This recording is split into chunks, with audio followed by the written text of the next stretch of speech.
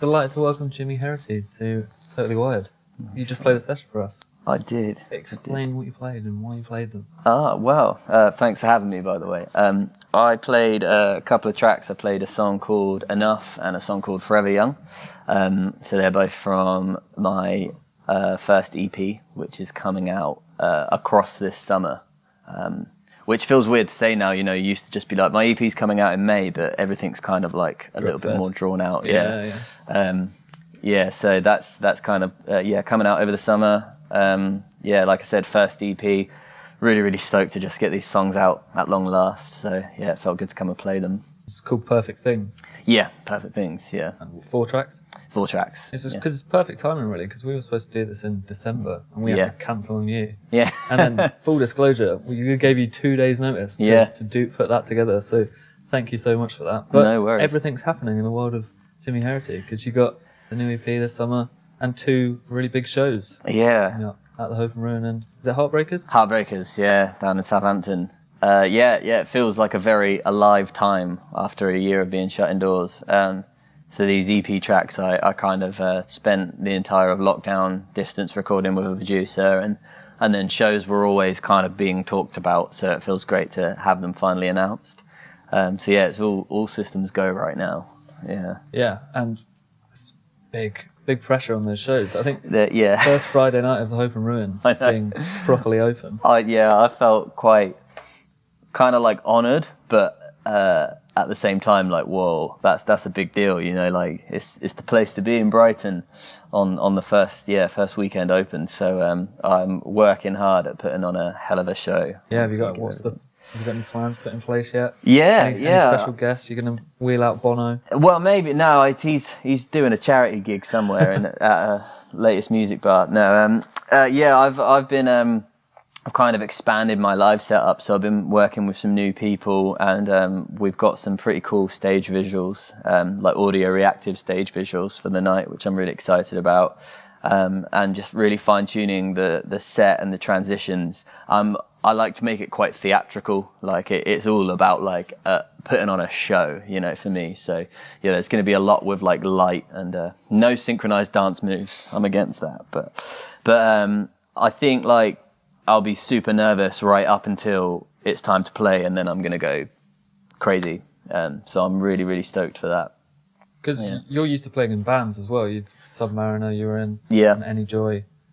How did you change from being in a band, the frontman of a band, to being the main attraction?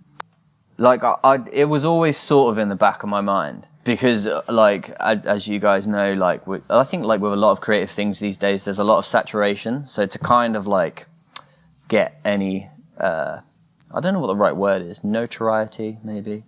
I pronounced that wrong. I pronounced everything wrong. But to get any kind of traction, you have to give it, like, so much, like, beyond 110%. It has to be kind of, like, your life, and when you're doing that and then trying to be the boss of a bunch of other people in a band when they've got their own lives, it's hard. But lockdown just turned out to be a total blessing for me because it kind of forced me to go solo. I started releasing music on my own, and then much to my surprise, it got kind of more traction and interest than I'd ever received in the bands, and that just gave me the green light to go, let's go for it. And it feels like a total playground to me, really, because there's not really any rules on me, I can kind of just do whatever, and so far that's worked out pretty well, which is nice, Yeah. So you said it does seem like it was a major step up. Yeah. Even just not just musically, but attention was just seemed to be.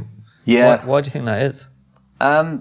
In all honesty, and I think this is perhaps what people like don't go into too much for the sake of keeping up appearances, but I think it was just authenticity. When I was in Submariner especially, we did well on the live circuit, we had a lot of fun, but I was constantly writing songs that I thought people wanted to hear, and that was like a really silly idea. Like you kind of get stuck in that place. I think a lot of people do it, but now I write exactly what I want to write. I don't place any rules on it.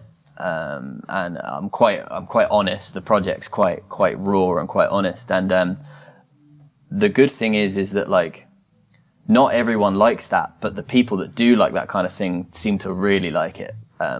So I think when you let go of trying to appease everybody and just being comfortable with like, this isn't for everyone, but that's a really good thing, you know, because I don't like all music. I like a lot of music, but like, you know, the music I tend to really love. So yeah, I think authenticity is a big factor. And those tracks you play for us, super stripped back. Yeah. How different were they too? Because we haven't heard the EP yet. They're pretty damn different.